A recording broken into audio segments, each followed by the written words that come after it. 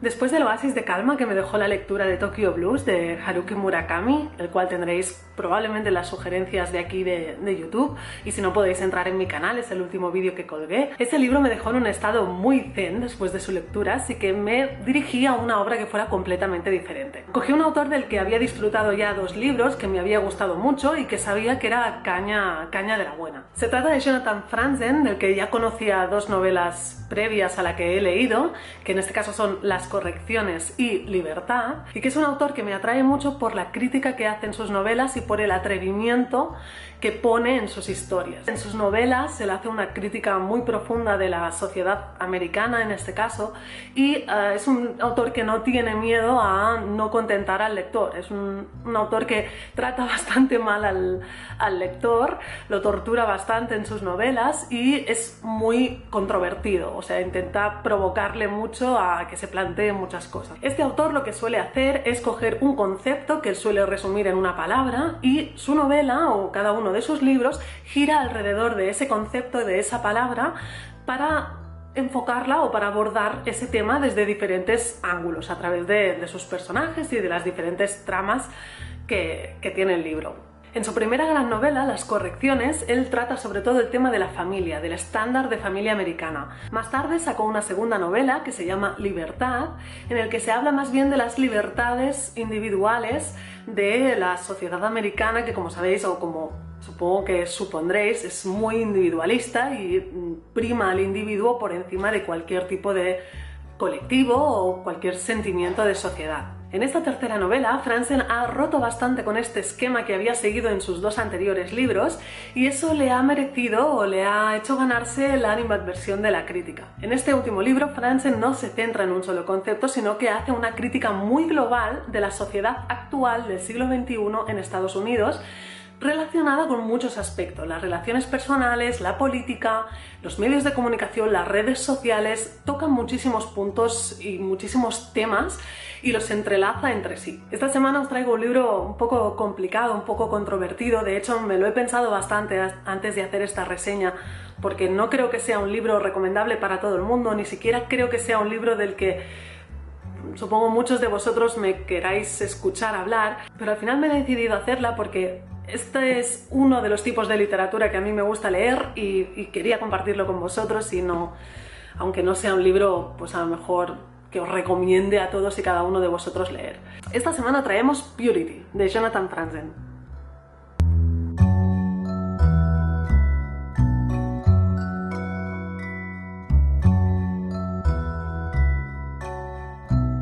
Lo primero que me gustaría destacar de este libro es que me ha hecho sentir bastante incómoda, muy incómoda de hecho, no solo por las tramas y por las historias que me estaba contando, sino por cómo se construyen sus personajes, y de eso hablaremos luego. En cualquier caso, todas y cada una de las tramas de las que está compuesto el argumento de este libro tienen un lado muy oscuro y muy tétrico que me hace sentir muy incómoda y que te dejan una sensación de incomodidad en general cuando terminas el libro. Explicar el argumento de esta novela no es fácil, y eso es habitual con las novelas de Franzen. Son novelas en las que intervienen muchos personajes y en las que el autor nos cuenta la historia y el background de cada uno de ellos. La novela empieza con la historia de una de las protagonistas, que es Purity, o Pip como ella se hace llamar, ya que odia su nombre. Pip es una chica de unos 23 años que sobrevive actualmente a través de empleos precarios, de venta comercial por teléfono, ese tipo de empleos, y que actualmente tiene una deuda contraída por la finalización de sus estudios de unos $130.000.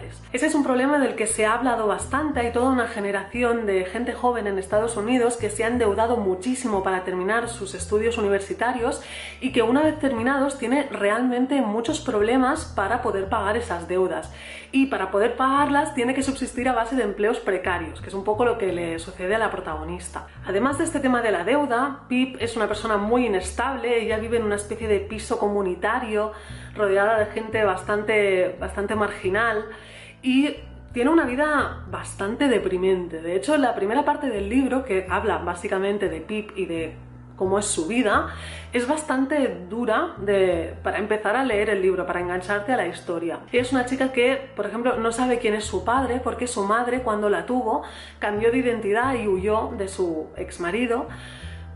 para que nunca las encontrara. Y a causa de eso tiene como una especie de falta de ese cariño paterno que busca en forma de relación sexual o de relación íntima con hombres mucho mayores que ella. Toda esta situación ya crea una incomodidad hacia este personaje. La madre de Pip es para darle a comer aparte. Es una mujer muy insegura que al principio de la novela no sabes por dónde cogerla, no sabes si realmente es una mujer que está desquiciada o es que realmente tiene un problema mental. Es una mujer histérica, insegura, muy dependiente de su hija.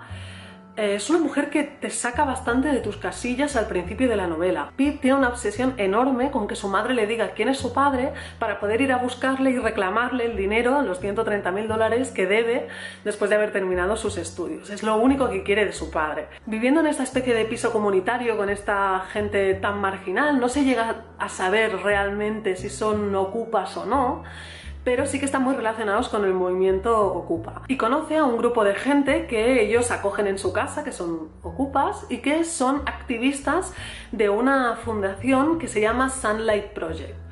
El Sunlight Project es una especie de fundación o organización tipo Wikileaks. De hecho, Wikileaks y Julian Assange, el líder de esta organización, salen en la novela no como personajes, sino que se habla de ellos durante la novela. Y esta organización de Sunlight Project y su líder, que es Andreas Wolf, forman parte también del libro y son personajes principales y son una trama principal de la novela.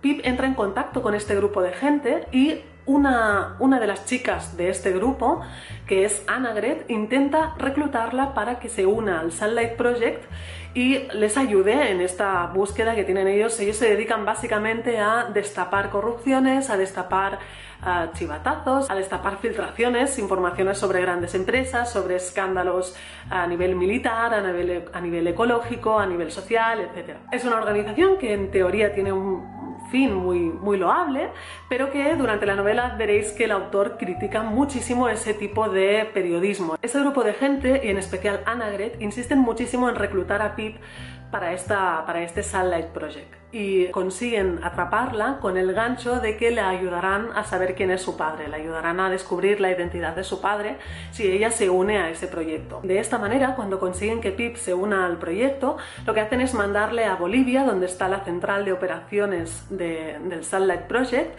y que empiece a trabajar a las órdenes de Andreas Wolf. Andreas Wolf es el segundo gran protagonista de la novela, es este líder de esta organización, en principio altruista, vamos a llamarlo así, y es el típico líder, es un líder tipo Julian Assange. Él es una especie de mesías, una especie de gurú para esta organización, todo el mundo le adora, y tiene a toda una serie de hackers y de gente relacionados con el mundo del periodismo o no, que se dedican a buscar información y a recopilar filtraciones y a recopilar chivatazos para él. Me cago en la p***.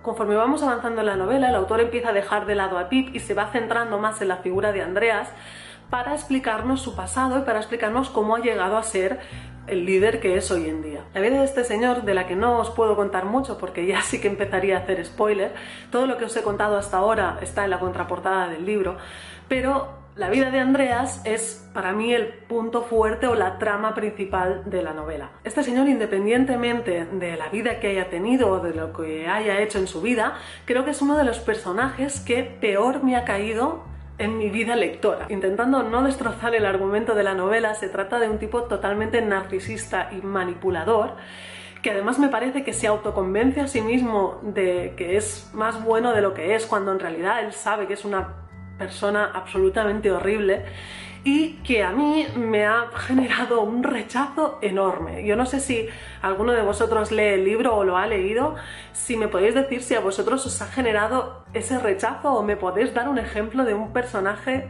que os haya generado un rechazo absoluto para que pueda compararlo con el señor Wolf. Los temas de los que trata esta novela van de temas muy sociales, como son pues, la política o la ecología o el feminismo, hasta temas muy individuales y muy íntimos, como son las relaciones de pareja, las relaciones entre hombres y mujeres, entre madres y hijos, y hay un filón importante porque las relaciones entre madres y hijos que salen en esta novela son absolutamente tóxicas.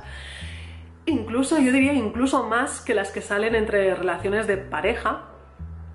Él ahonda muchísimo en estas relaciones, lo cual, explicándose el argumento, ya sé que no lo parece, yo no me lo esperaba realmente. El argumento puede parecer muy tonto, pero el grueso de la novela, digamos, la importancia que puede tener esta novela es precisamente en el análisis que hace el autor de esas relaciones entre dos o más personajes. Al final, como conclusión, el argumento es solo una excusa, desde mi punto de vista, para poner todos los temas encima, todos los temas de los que quiere hablar el autor encima de la mesa. Y la sensación que a mí me ha dejado es que quiere hablar de esos temas de una manera tan cruda, tan dura, que desde mi punto de vista ahí se ha pasado un poco el autor, se ha pasado un poco de frenado. En cuanto a los personajes, aparecen bastantes personajes en la novela y tengo un problema grave con los personajes de esta novela y sobre todo con el género de los personajes de esta novela. Desde mi punto de vista, el autor ha maltratado bastante a los personajes femeninos de este libro. No maltratado en cuanto a que estén mal construidos, de hecho están muy bien construidos, son muy profundos, pero creo que los ha despreciado bastante. La mayoría de mujeres que salen en esta novela las podríamos considerar histéricas, dependientes, se autoconsideran feministas y en el fondo siempre están buscando la aprobación de un hombre, siempre están buscando la aprobación o de su pareja, o de su padre, o de su jefe, siempre están buscando esa aprobación de una figura masculina y eso me ha dado muchísima rabia, porque no sé hasta qué punto es culpa de ellas o no, pero son mujeres muy débiles las mujeres que se dibujan en esta novela.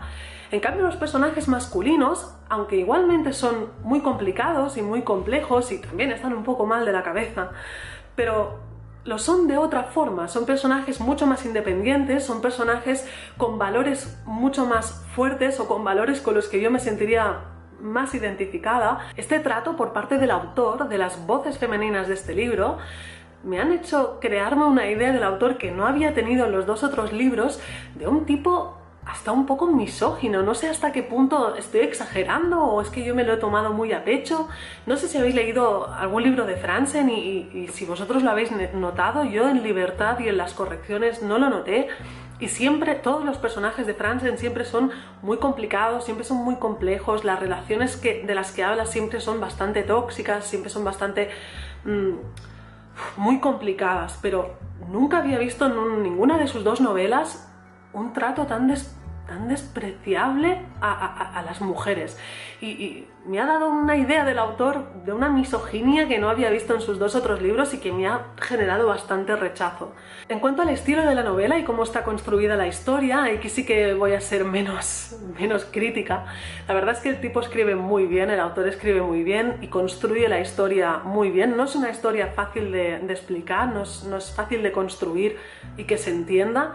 Él lo que hace es ir explicando la historia por trozos, va adelante y atrás en el tiempo, va cambiando constantemente de narrador. En cualquier caso, no puedo decir que el libro no esté bien escrito, el libro está muy bien escrito, igual que sus dos libros anteriores, y cuando saque un cuarto libro es muy probable que acabe leyéndolo también, pero creo que nunca voy a olvidar este problema que he tenido con los personajes en este libro, y mi visión del autor y mi idea de este autor ha cambiado muchísimo con este libro. En fin, lo dejamos aquí para esta semana. Espero la semana que viene tener una crítica con un poco más de hype, porque reconozco que esta vez estoy un poco, no sé, decepcionada. La verdad es que me he quedado un poco decepcionada. Y nada, nos veremos la semana que viene con una próxima review.